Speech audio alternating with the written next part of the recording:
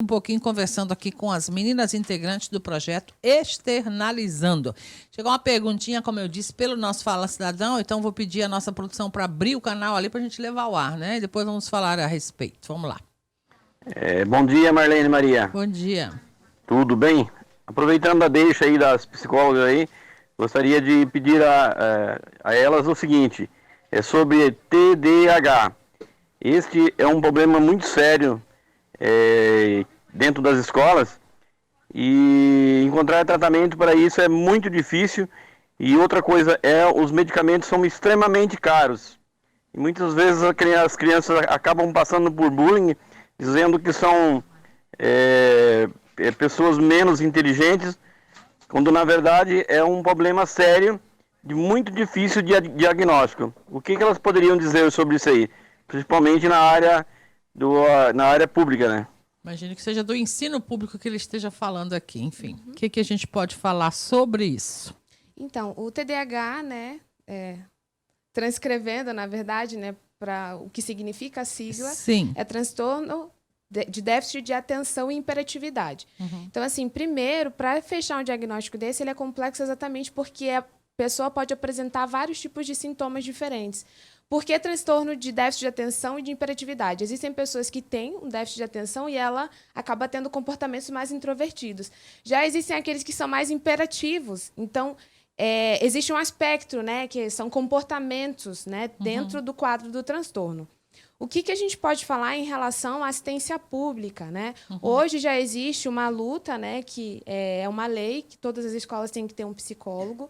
Existe toda uma adaptação pública para isso acontecer, que a gente sabe que leva tempo, que tem que ter um ajuste todo feito, que isso vai levar um tempo. Vai melhorar para frente, vai melhorar. Vai, sem dúvida, mas já está havendo esse progresso, né? Tanto de psicólogo como de psicopedagogas também, que auxiliam muito nisso.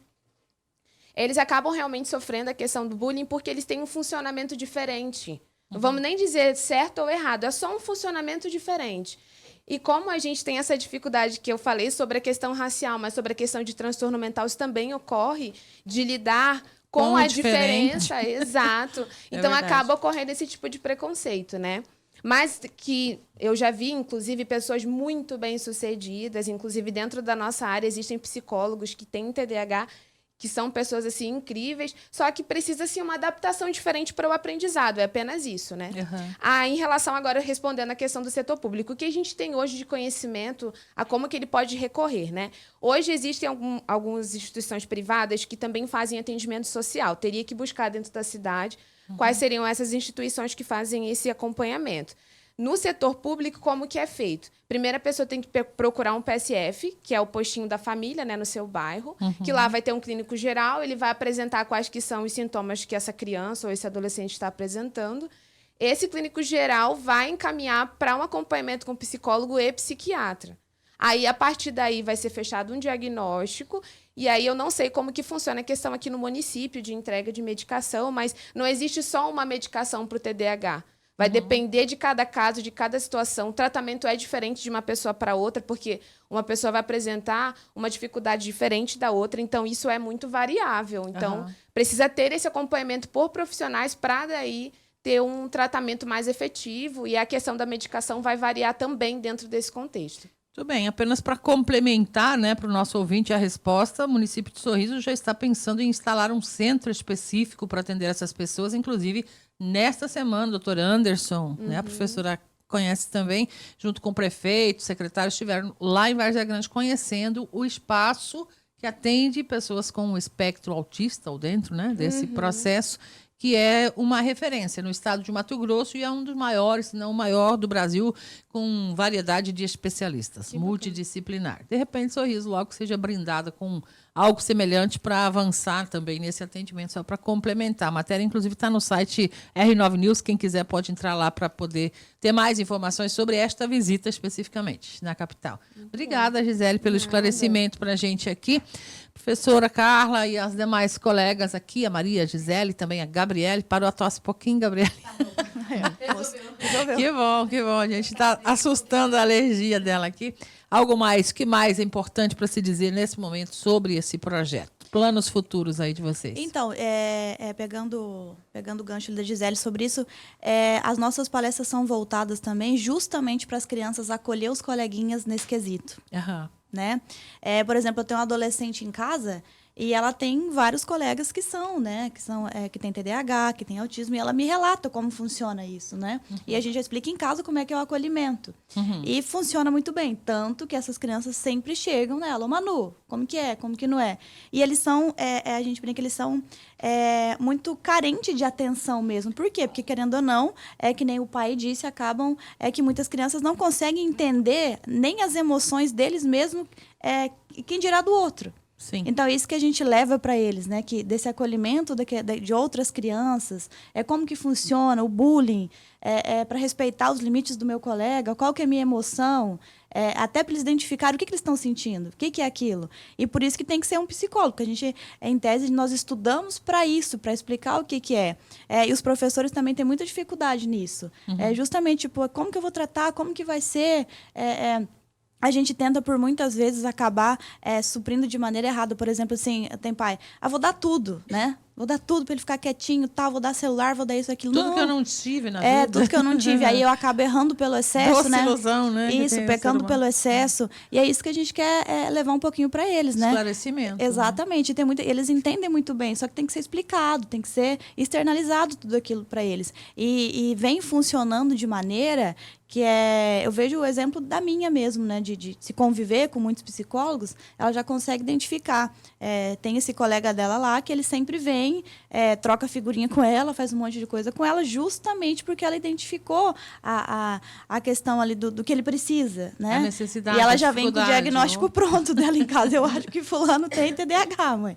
Eu acho que não sei o quê. E é fundamental. Sim. E é isso que nós queremos, né? Amenizar muito sofrimento de muita gente, explicar para os pais. A gente você falando em projeto futuro, Marlene, nós queremos sim levar uma palestra dessa para os pais conseguirem identificar também, né? O que está acontecendo com seus filhos? Por que está tanto... Igual teve esses diversos atentados. Por que está tanto tempo dentro do quarto? Por que está tanto tempo mexendo no celular? A gente vê mesmo na terapia, diversas vezes eu pergunto para o meu paciente, eu estou tendo problema com meu filho adolescente, né? Aí a gente pergunta algumas coisas sobre o filho adolescente. Você sabe que cor que seu filho gosta? Você sabe? Ele não sabe, então ele não conhece o filho dele. Uhum. Né? Eu convivo todo dia com uma pessoa, mas eu não conheço. Por quê? Porque eu trabalho muito naquela expectativa, vou trabalhar, vou dar tudo pro meu filho e eu acabo me perdendo. E tem um outro aspecto aqui, o pessoal está falando também, tem um canal direto, né, da população com a gente. Tem pai e mãe que também tem o tal do TDAH. Tem, né? Tem. E como é que lida daí com isso? O filho tem que aguentar uma carga extra ainda, se tiver isso. Sim. Até porque eu costumo até também dar aula, né, na Universidade FACIP para o curso de psicologia lá. E eu sempre falo isso muito para os meus alunos. Quando a gente olha a psicologia no Brasil, ela é muito recente. Ela tem aproximadamente 60 anos aqui, né? Uhum. Então, a gente vê que é novo, né? Está engatinhando, vamos dizer assim. Então, quando a gente fala sobre transtorno mental em geral, ou questão emocional, de depressão, ansiedade...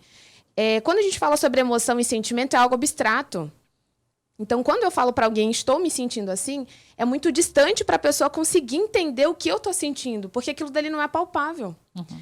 E, além disso, existe toda essa questão de não ser algo que a gente conversava ou falava até pouco tempo atrás, né? Quem é que sentava ou aprendeu na sua base aqui, de nós, todos nós aqui, sobre emoção, sentimento, sobre talvez estar me comportando de uma forma diferente, não no quesito padrão, mas... Nossa, esse comportamento é um pouco disfuncional, traz prejuízo para você. Eram coisas que não eram conversadas. Na escola, pelo menos, não. Não. Porque era distante para todo mundo, né? Isso é algo... em casa. Né? Exato, é algo totalmente novo. Então, assim, realmente, quando são pais, por exemplo, né? Falando sobre a questão do que o pessoal falou de adultos com TDAH. Imagina o funcionamento de uma vida...